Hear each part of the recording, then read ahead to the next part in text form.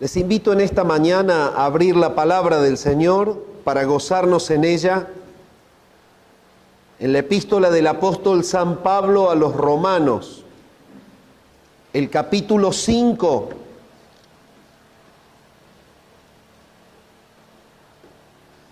Y en esta mañana nos vamos a gozar en un tema que Pablo desarrolla en un párrafo del capítulo 5 que tiene esta definición: la justicia de Cristo resolvió la transgresión de Adán.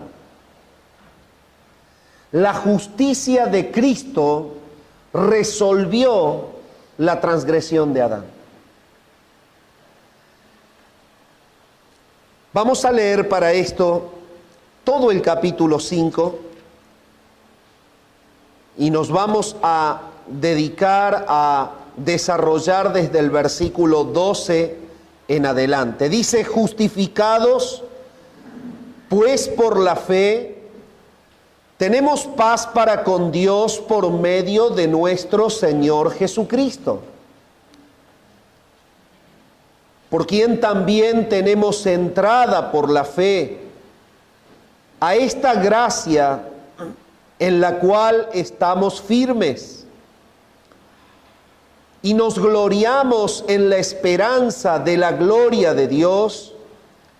Y no solo esto, sino que también nos gloriamos en las tribulaciones, sabiendo que la tribulación produce paciencia, y la paciencia prueba, y la prueba esperanza, y la esperanza no avergüenza, porque el amor de Dios ha sido derramado en nuestros corazones por el Espíritu Santo que nos fue dado. Porque Cristo, cuando aún éramos débiles, a su tiempo murió por los impíos. Ciertamente, apenas morirá alguno por un justo, con todo, pudiera ser que alguno osara morir por el bueno.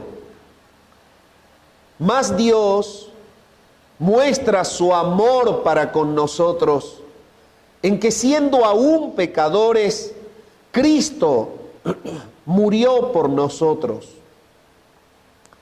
Pues mucho más, estando ya justificados en su sangre, por él seremos salvos de la ira. Porque si siendo enemigos fuimos reconciliados con Dios por la muerte de su Hijo, mucho más, estando reconciliados, seremos salvos por su vida.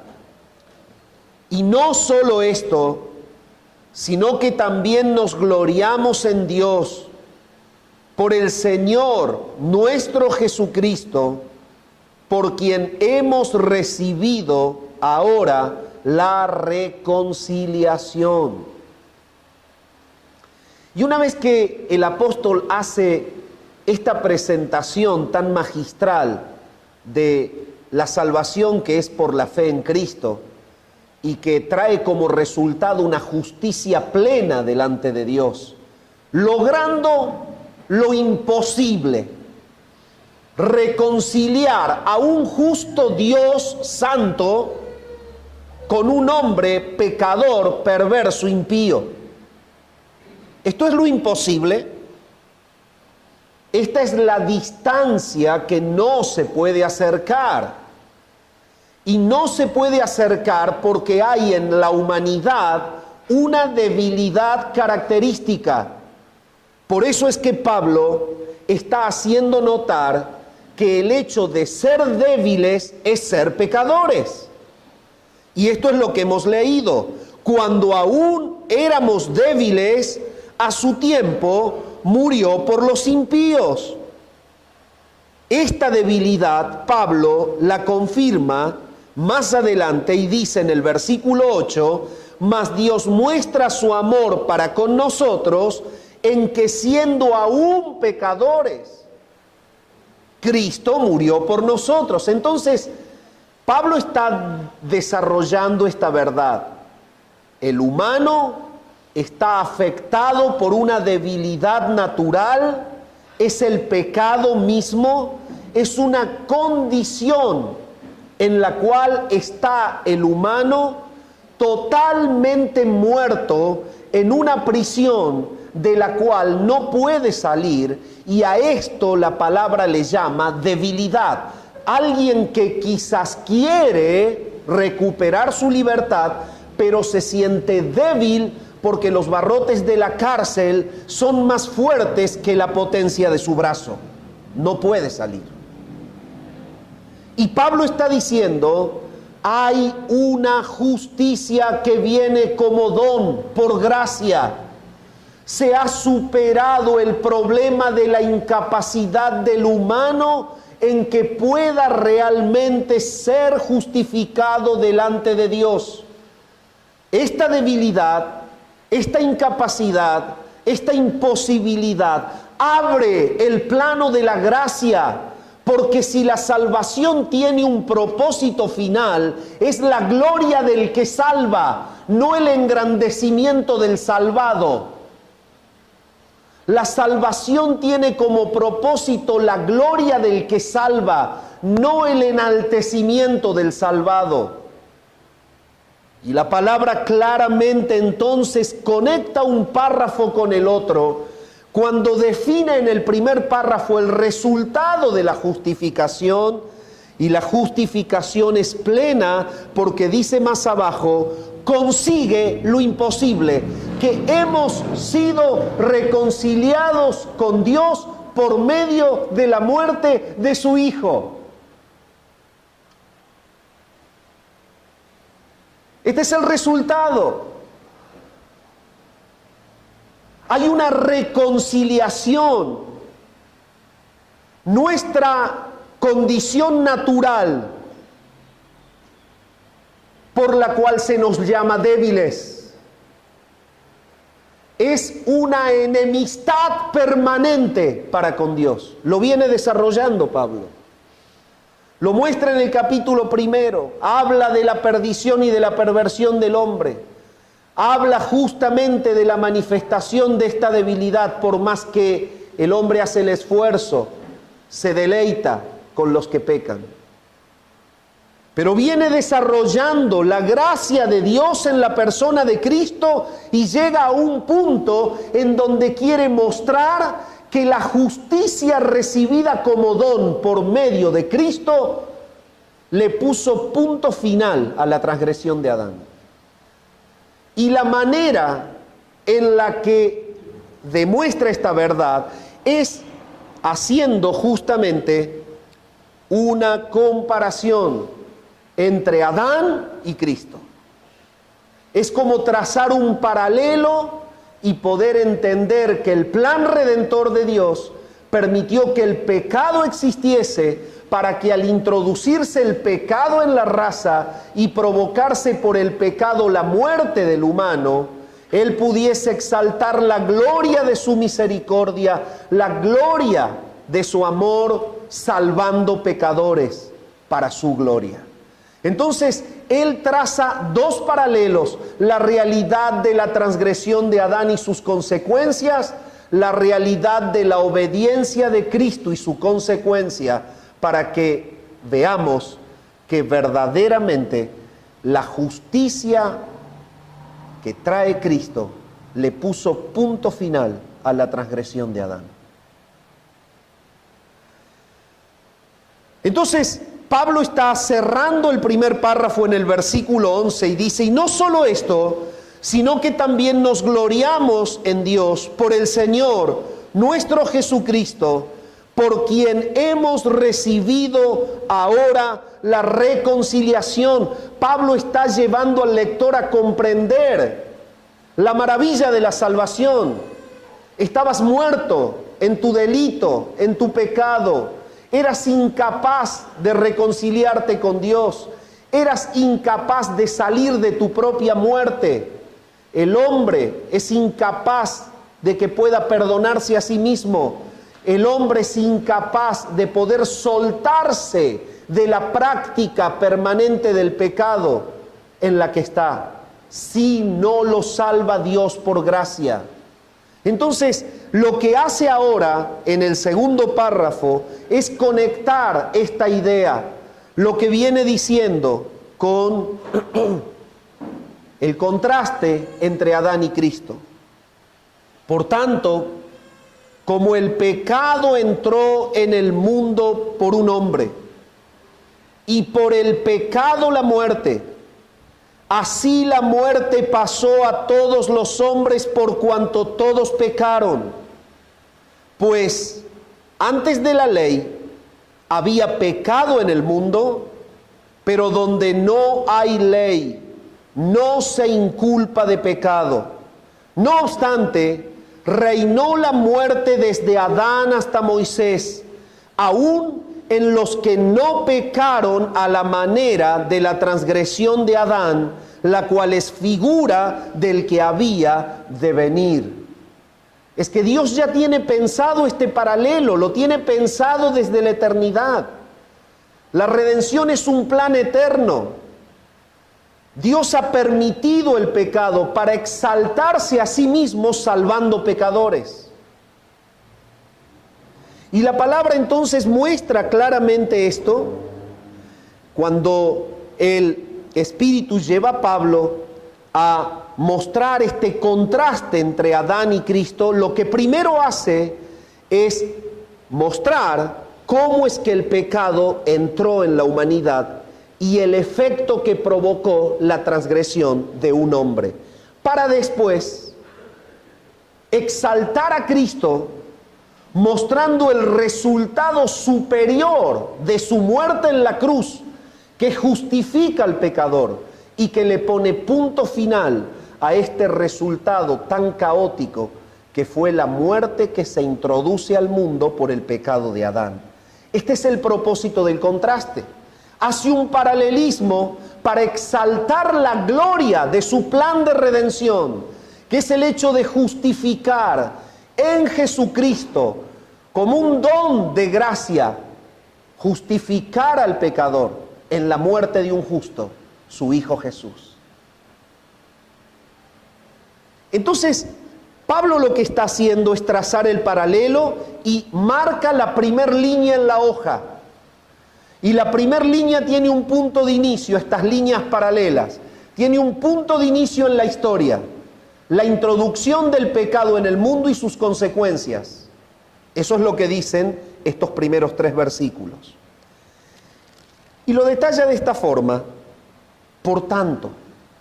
Cuando dice por tanto, en el griego, esto es una expresión que se llama nexo conectivo y que está uniendo el párrafo anterior con lo que ha de decir. El punto es que este por tanto es que el lector recuerde todo lo que viene hablando sobre que el hombre es incapaz para perdonarse solo, que Dios en su amor y en su misericordia tuvo un don de gracia que es haber enviado a su Hijo Jesucristo y es haber descargado toda su ira en las horas de cruz para justificar al pecador en la muerte de un justo que es su Hijo. Y que eso consiguió una amistad que antes era totalmente imposible entre Dios y el pecador. Ese es el tanto que habla aquí. Por tanto, te voy a mostrar el paralelo. ¿Cómo lo pensó Dios? ¿Cómo Él lo programó desde la eternidad? ¿Cómo Él lo determinó en su divina sabiduría y voluntad? Esto es porque hay una muerte que se introduce por causa del pecado de Adán.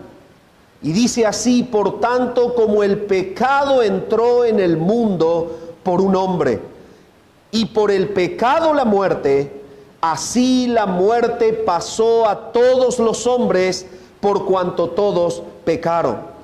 Y lo primero que viene mostrando es esta realidad. Es la realidad en la que vive el mundo impío y pecador.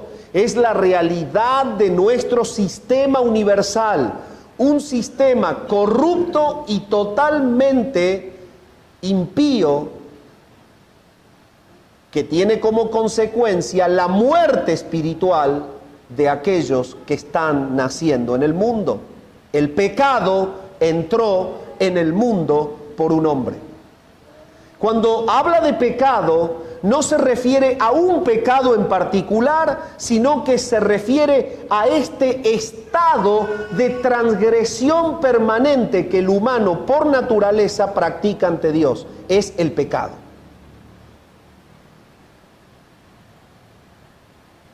Entonces, el pecado entró en el mundo por un hombre.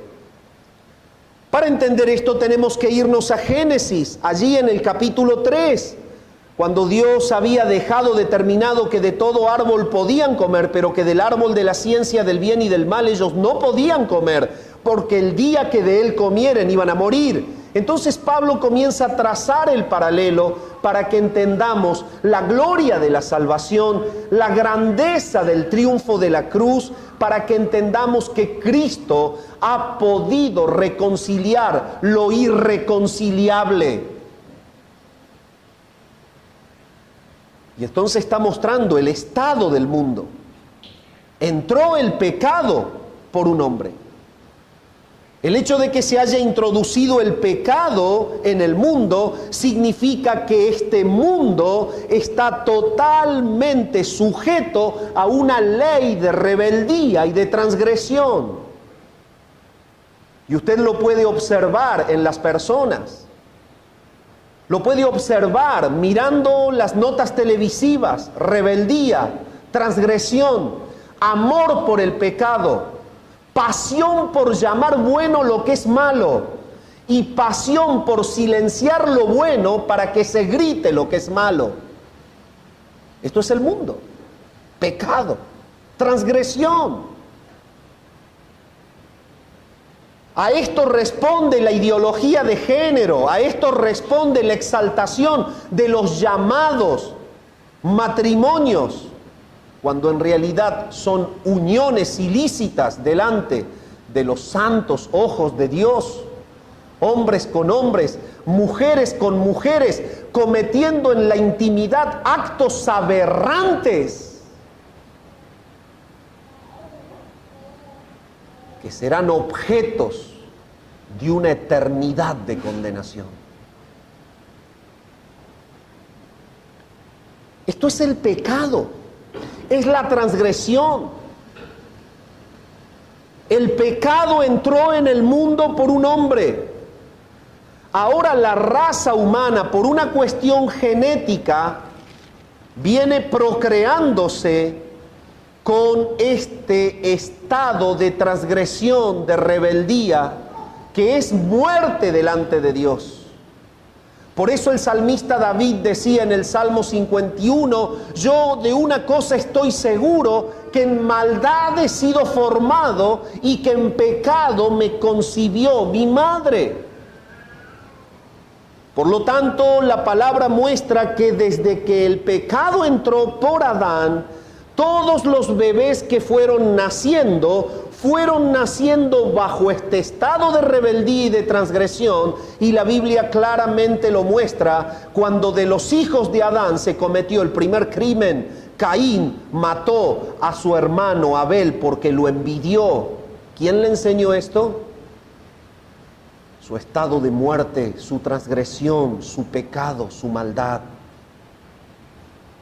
Y cuando recorremos la Escritura, esta realidad sigue haciéndose evidente. Tú recorres Génesis y dice la palabra, la maldad fue creciendo de tal manera que era un tiempo violento en el cual Dios tomó la determinación de matar todo lo que había sobre la faz de la tierra enviando un diluvio universal. Era tan caótica la situación del pecado que se multiplicaba y se reproducía en la raza humana a tal punto que llega un juicio de aniquilación, el diluvio universal. El pecado entró en el mundo por un hombre. Y dice la palabra, por el pecado la muerte. Quiere decir que la actitud transgresora de un hombre provocó consecuencia en muchos. Y entonces ahí comienza Pablo a mostrar el paralelo que es el objeto de estudio del párrafo en esta mañana. Y en realidad, al mostrar la consecuencia de la actitud de Adán y al mostrar la consecuencia de la obediencia de Cristo, Pablo exalta la gloria de la salvación por gracia, que la justicia que el humano recibe por Cristo resuelve el caos de la transgresión de Adán. Y ese es el programa que tuvo Dios en la eternidad para exaltar su naturaleza salvadora. ¿Entienden lo que viene diciendo? De eso se trata. Entonces ahora estamos resolviendo esta línea paralela, y esta línea paralela arranca en un hombre que con una conducta influye a muchos, para mal. Pero Pablo se ha encargado de mostrar que ningún pecador puede decir, a mí el pecado no me afecta porque el que pecó fue Adán, yo no peco. Mentira. Primera Juan capítulo 1 dice, aquel que dice que no tiene pecado le hace a Dios mentiroso. Y Pablo dice en Romanos 1 que el problema del pecado es un problema de práctica consciente, porque termina el capítulo diciendo, sabiendo que el juicio de Dios para los que practican tales cosas es juicio de muerte, no solamente que las hacen, sino también que se alegran, se complacen con los que las practican. O sea que el pecador no tiene ningún tipo de escudo ante la declaración de Dios. El problema del pecado es irresolvible, solo se puede resolver en la cruz de Jesucristo. Solo.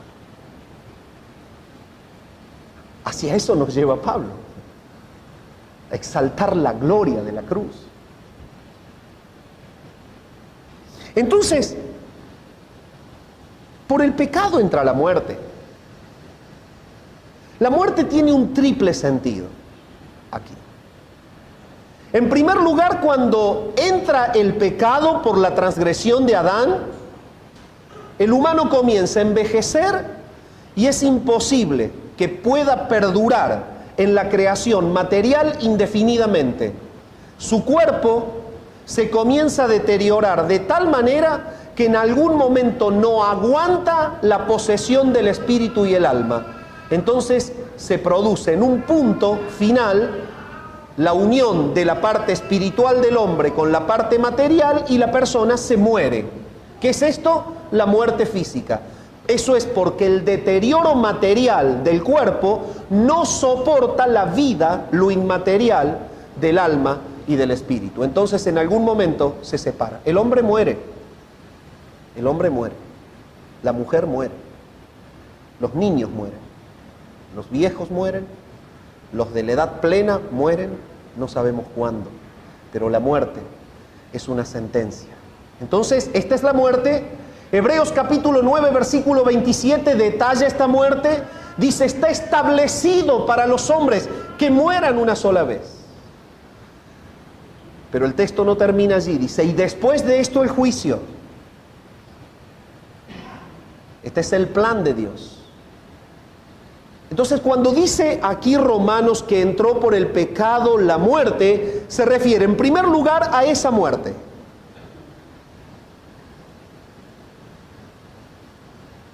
Los hombres mueren.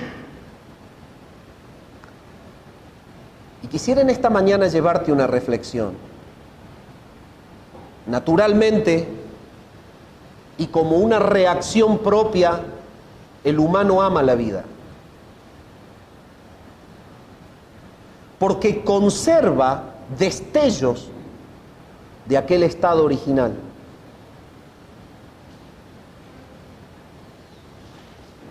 Que se ve totalmente opacado por el pecado que reina en él. Pero ama la vida. Pero ¿sabes? Si hay algo que la palabra te está anunciando, es que la muerte es real para todos. Y que un día tú has de morir. Por eso es que Hebreos dice, y después de esto el juicio. Entonces, la palabra te está llevando a entender que para poder superar ese problema, está Dios mostrándote que solo se resuelve en la cruz de Jesucristo y que tú un día has de morir y que tú un día tendrás que estar ante el justo juez y que es imposible que tú puedas estar en su presencia y entrar a su reino si no es por medio del perdón que Él te da en Jesucristo. Tú un día vas a morir. La palabra claramente entonces está mostrando que por el pecado entró la muerte. En segundo lugar, la muerte no solo se refiere a la muerte física, o sea, la separación de la parte material del humano con la inmaterial que es el espíritu y el alma, los cuales la palabra dice así: vuelven a Dios que lo dio, el espíritu vuelve a Dios que lo dio. Esto no significa que todos los que mueren van a Dios, como por ahí en la expresión popular escuchamos. En todo velorio y en todo cementerio y en todo oficio de culto frente a un féretro y un muerto, todo el mundo dice: se fue con Dios, y en realidad eso la Biblia no lo dice. El espíritu vuelve a Dios que lo dio, y esto no significa que esté en la presencia de Dios, ni tampoco significa que esté apto para el reino de Dios, sino que significa que queda a disposición del justo juez.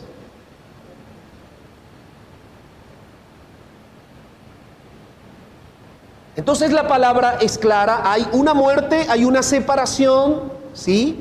Segundo, la muerte significa el estado espiritual. Efesios capítulo 2, versículo 1 dice: y Él os dio vida cuando estabais muertos, muertos en vuestros delitos y en vuestros pecados. El Señor en el Evangelio le dio la enseñanza al joven que quería seguirle. Pero antes de seguirle, lo que quería era ir a enterrar a un muerto, un pariente muerto. En este caso era su padre. Deja que los muertos entierren a sus muertos. Y aquí el Señor llama a personas vivas físicamente muertos. ¿Por qué los llama muertos? Porque esta es la segunda connotación de la muerte, y es la muerte espiritual. Deja que los muertos entierren a sus muertos. Y tú ven y sígueme.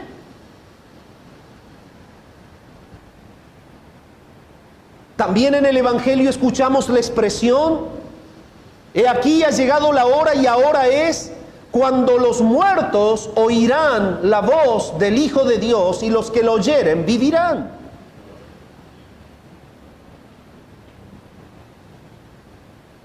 Estos son los muertos espirituales que, impactados por el llamado de gracia del Espíritu Santo, son llevados a creer en el Evangelio y son llevados a entender que Cristo es el Salvador, y entonces, estando muertos, les es devuelta la vida en un acto de gracia. Esto es la salvación, y de esto viene hablando Pablo. Pablo viene diciendo: hay una justicia que es un don de gracia, y la justicia que es un don de gracia y que viene por Cristo, la otra línea del paralelo, resuelve, le pone punto final a la transgresión de Adán para todo aquel que cree en él. De esto trata. Entonces, él sigue trazando el paralelo. Y en la primera línea, la de Adán, viene diciendo: hay una muerte que viene por causa del pecado. Y la tercera connotación de la muerte no solamente es la separación del alma y el espíritu. La muerte no es solamente el estado de incapacidad de regresar. A esto se le llama muerte espiritual. Lo hemos desarrollado. Es el estado propio del humano que ama pecar, que no quiere tener nada que ver con Dios y que no tiene la capacidad para arrepentirse, ni para volver, ni para creer. Está muerto, totalmente depravado, absolutamente muerto, y es Dios quien por gracia tiene que superar la barrera que lo incapacita para volver a Él. Y a esto se le llama gracia divina.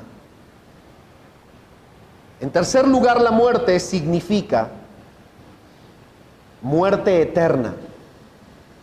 En Apocalipsis capítulo 21, la palabra de Dios claramente habla de que llegará el momento posterior al juicio final, en donde serán arrojados al lago de fuego y azufre Satanás, sus demonios y todos los hombres los cuales no estuvieron registrados en el libro de la vida del Cordero y que fueron juzgados por sus obras, las cuales estaban registradas en los libros de las obras impías, y allí va a haber un testimonio claro de este acto de condenación definitiva que se llama la muerte segunda. Entonces, cuando cae Adán, la muerte tiene tres connotaciones. Morimos físicamente, estamos totalmente incapacitados para volver a Dios, muerte espiritual, y estamos marcados por un juicio final si no creemos en Cristo como nuestro Señor y nuestro Salvador. Entró el pecado por un hombre y por el pecado la muerte. Así la muerte pasó a todos los hombres, por cuanto todos pecaron. Y esta expresión en realidad lo que quiere decir, y Pablo tiene en mente, es mostrar en este paralelo Adán-Cristo cómo la actitud de un hombre influye a muchos. O sea, está hablando de que la muerte es un problema universal. No es un problema de la Argentina, no es un problema de los alemanes, de los americanos, de los chinos, de los haitianos, es un problema del mundo. Entonces, en este paralelo, Pablo dice, miren lo insuperable. Es un problema universal con una connotación triple. Todo humano que nace algún día lo ponen en un cajón y lo meten bajo tierra o lo creman. ¿Ese será tu fin físico? En segundo lugar, estás vivo y no puedes creer por tus propios medios. Estás vivo y no te puedes arrepentir por tu propio esfuerzo. Estás vivo y por más que corres hacia el lado de Dios, pegas contra una tapera. Es Él el que tiene que reconstruir la relación de amistad, no la podés fabricar vos. Y en tercer lugar, si siendo enemigo caminás en la vida, cuando pases de la muerte para el otro lado, nunca pienses que vas a ser amigo. Hay una muerte segunda, es eterna. La palabra entonces traza el paralelo con una línea principal y una línea final. Es un problema universal, pero que en la gracia de Dios, como un acto soberano y empapado de su misericordia esencial, tiene una solución. Es Cristo, justificando al pecador en las horas de cruz.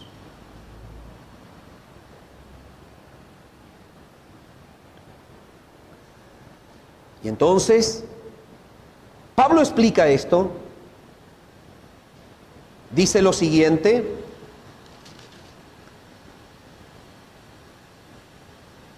pues antes de la ley no había pecado en el mundo. Los dos versículos siguientes lo que hacen es abrir el panorama y explicar que la muerte es universal,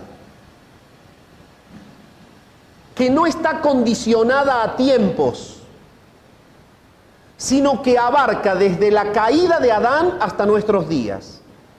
Lo que hace esos dos versículos es aclarar que ninguna persona puede aludir delante de Dios que la muerte no es su propio estado, ya sea que haya nacido antes de la ley, durante la ley o en los nuevos tiempos. ¿Entienden? La muerte es universal y no está sujeta a tiempos. Es decir, la palabra muestra que es el estado propio en el que la persona nace, y solo por gracia de Dios y solo por creer en Cristo como su Señor y Salvador puede ser superado este problema de manera total. Porque el propósito de Dios es exaltar la gloria de su nombre salvando pecadores. Entonces, ¿cómo lo explica? Sigue trazando el paralelo y ahora explica la universalidad de las consecuencias de un hombre, Adán. Pues antes de la ley había pecado en el mundo, pero donde no hay ley, no se inculpa de pecado. No obstante, reinó la muerte desde Adán hasta Moisés, aún en los que no pecaron a la manera de la transgresión de Adán, el cual es figura del que había de venir. Uy, uy, uy, es como que se complicó todo, ¿no? ¿Pero qué quiere decir esto? Bueno, lo vamos a empezar a desarmar.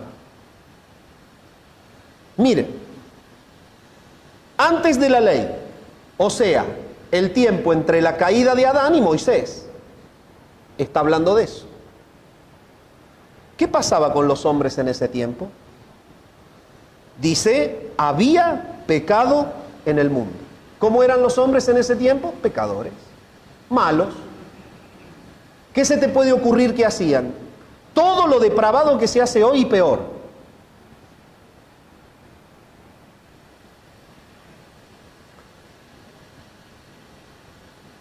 ¿Pero qué está diciendo?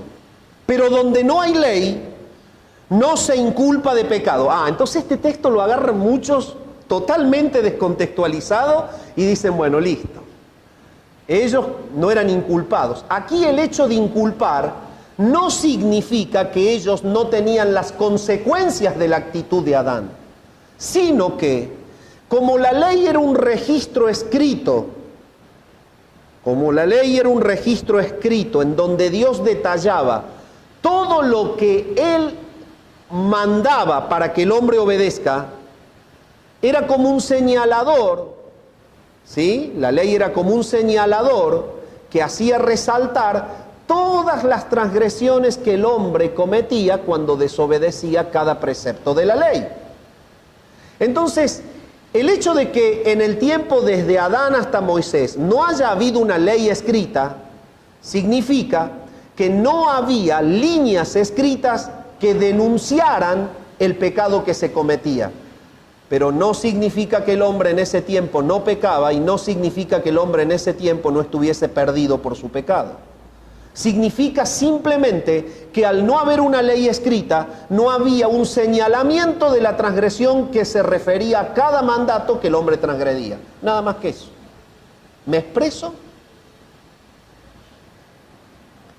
Entonces el hecho de que no se inculpa de pecado no quiere decir que los que pecaron en aquel tiempo, Dios tenía un trato diferente y pecaban, pero el Señor les daba entrada al reino. Nada que ver. La salvación siempre fue por gracia. El pecado siempre descalificó a la persona del reino de los cielos, y lo único que pasaba en ese tiempo es que no estaban recopiladas los mandamientos escritos, pero había una ley natural en sus conciencias, las cuales eran permanentemente transgredidas por la rebeldía de su corazón. Entonces, estos que pecaron sin ley van a ser juzgados, pero van a ser juzgados para condenación por la ley de su conciencia natural.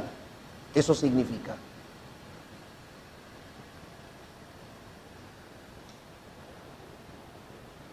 ¿Y qué significa lo que sigue? Reinó, entonces dice, no obstante, reinó la muerte desde Adán hasta Moisés.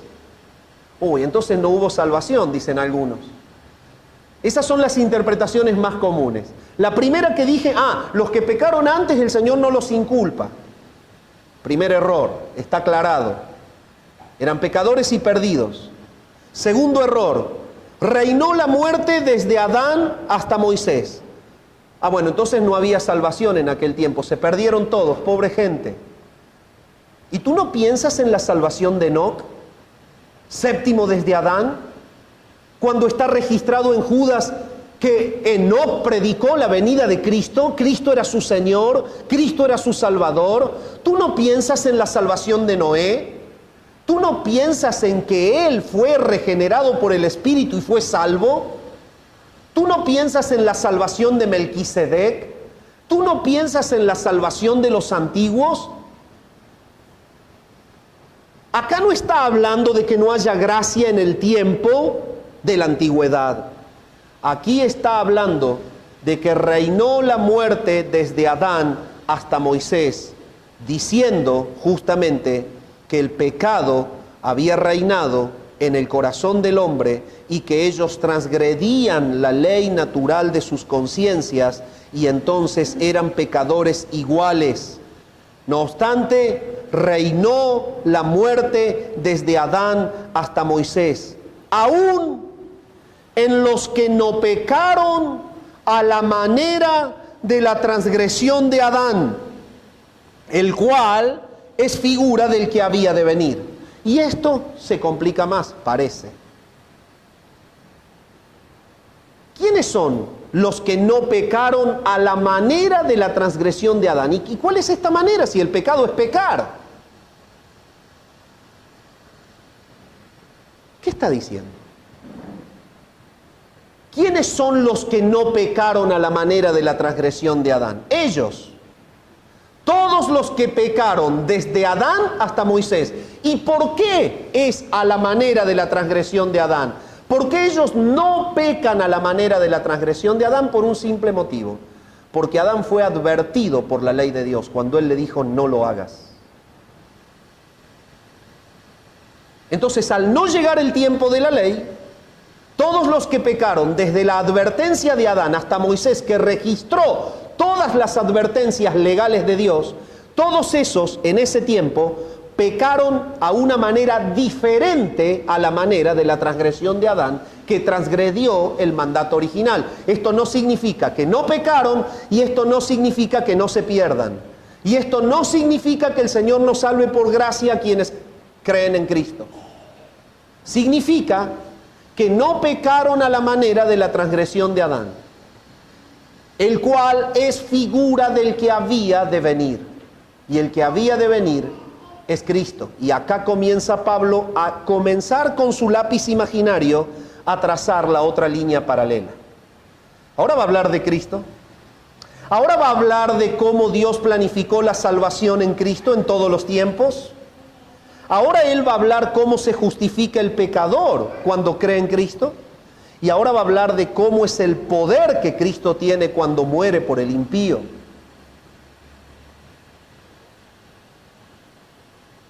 Aún en los que no pecaron a la manera de la transgresión de Adán, el cual es figura del que había de venir. Pero el don, dice, el don no fue como la transgresión. Y acá plantea el paralelo. ¿Y sabe, mi amado hermano? Este es el texto que nos hace entender que el propósito del paralelo de Pablo entre comparar a Adán y Cristo tiene como propósito final mostrar cómo una actitud del Señor puede influenciar a muchos para salvación, como la actitud de transgresión y desobediencia de Adán influenció a muchos para perdición. Y entonces dice, el don no ocurre, o el don no fue como la transgresión, porque si por la transgresión de aquel uno murieron los muchos, abundaron mucho más para los muchos la gracia y el don de Dios por la gracia de un hombre, Jesucristo. O sea, ¿qué está queriendo decir? Comienza a exaltar la salvación de Dios. Y está queriendo decir, la actitud transgresora de Adán no provino de Dios, provino de Adán, de su rebeldía. Santiago dice, Dios no puede ser tentado por el mal, ni él tienta a nadie. Lo que Pablo está diciendo es, Adán pecó porque él desobedeció. Pero la exaltación de la salvación que viene por Cristo es que Dios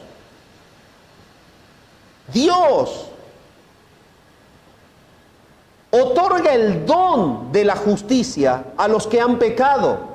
Esto proviene de Él para personas que no se lo merecen.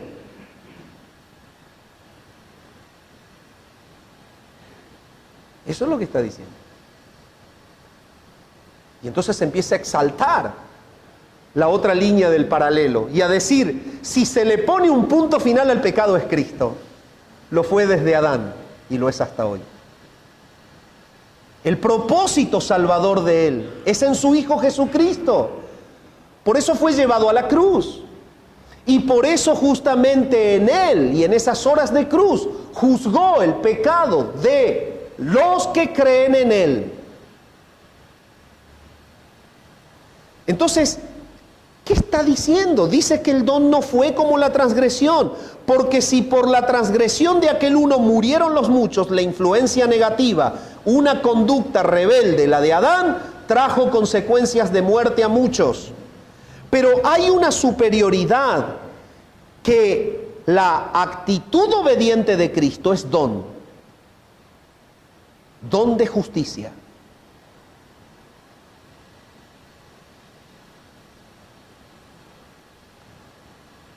Si por la transgresión de aquel uno murieron los muchos, abundaron mucho más para los muchos la gracia y el don de Dios por la gracia de un hombre, Jesucristo.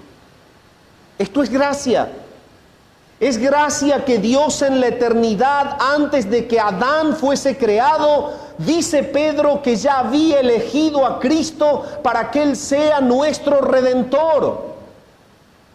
Y en el acto salvador que en la eternidad se desarrolló, el Dios eterno escogió a Jesucristo como aquel que compraría a la iglesia en la cruz, y escogió a todos los que serían su esposa, que nacerían en el tiempo. Y Él mismo muestra en la palabra que esto es un don de gracia.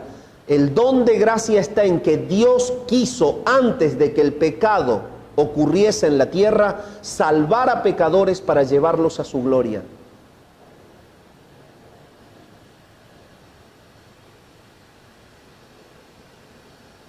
Y la gracia de Cristo es que Él mismo, en este otorgamiento del Padre en la eternidad, cuando el Padre le dijo, vas a comprar a tu novia, yo te quiero mostrar mi amor, yo quiero darte hombres y mujeres salvos que te alaben y te adoren y te glorifiquen para siempre, tú los tendrás que comprar. ¿Qué podría haber dicho el Señor? ¿Sí? ¿No?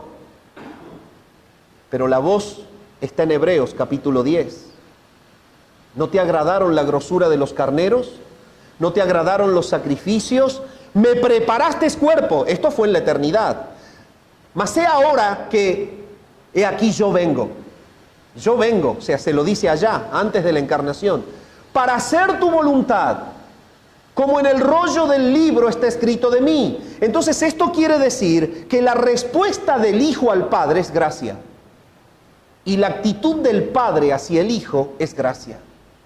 Y el resultado de la gracia es que en la cruz del Calvario el Padre le da vida a pecadores que de ninguna manera podían reconciliarse con Él.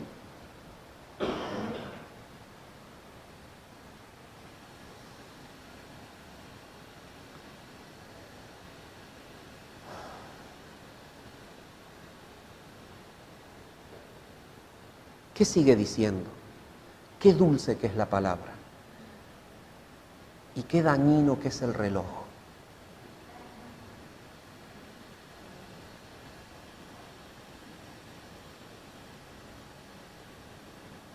Pero el don no fue como la transgresión, porque si por la transgresión de aquel uno murieron los muchos, abundaron mucho más para los muchos la gracia y el don de Dios por la gracia de un hombre, Jesucristo. Y con el don no sucede como con la transgresión. Con el don no sucede como en el caso de aquel uno que pecó. Porque ciertamente el juicio vino a causa de un solo pecado para condenación. Pero el don vino a causa de muchas transgresiones para justificación. Y esta es la abundancia del perdón. O sea, el paralelo está exaltando a Jesucristo como el que le pone punto final a la transgresión de Adán. Está diciendo, el don tiene una particularidad. El don está otorgado para ponerle punto final a todo el pecado de toda la humanidad crédula que cree, de toda la historia del tiempo, para que en ese don de un justo crucificado, todo pecado cometido por toda persona durante toda la historia terrenal de la redención sea perdonada en las horas de la cruz. Tremendo. Tremendo. Este es el don de la justicia en Jesucristo. Y yo pensaba que podía avanzar un poquito más, pero no nos vamos a apurar mucho. Vamos a desarrollar lo otro en otra oportunidad que el Señor nos brinde. Y si el Señor no brinda que les hable yo, lo seguirá otro. ¿Entienden? Ahora, noten algo. Quisiera cerrar esto. ¿Has notado que tus actitudes influyen a los demás?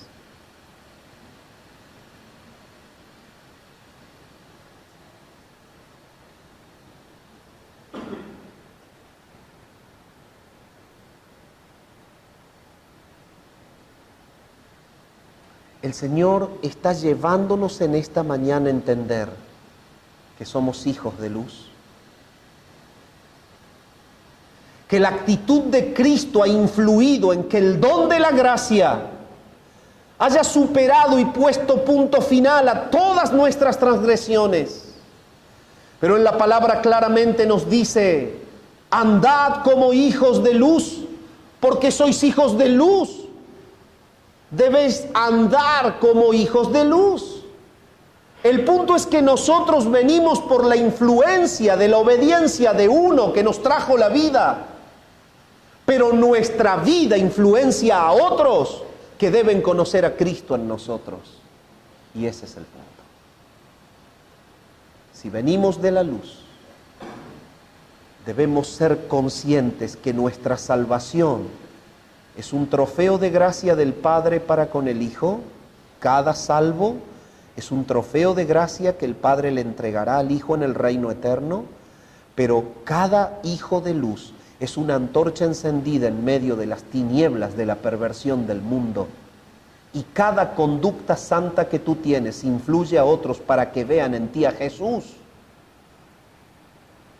Y Dios usa tu vida para la gloria de su nombre, porque el propósito final de la salvación no es el enaltecimiento tuyo, es la gloria de su naturaleza salvadora. Padre, gracias por tu palabra. Gracias por tu voz. Gracias, Señor, por la ternura y la dulzura de tu voz, que nos muestra que nos has justificado en Jesucristo como un don de gracia cuando éramos débiles, incapaces de reconciliarnos contigo. Tú has descargado tu ira plena y Cristo ha muerto bajo tu ira en la cruz para pagar el precio impagable de todos aquellos que creen en Él. Y nos has imputado la justicia conseguida en la cruz para que seamos declarados justos y aptos para el reino eterno. Te adoramos a ti y oramos al Padre en el nombre de Jesucristo. Amén.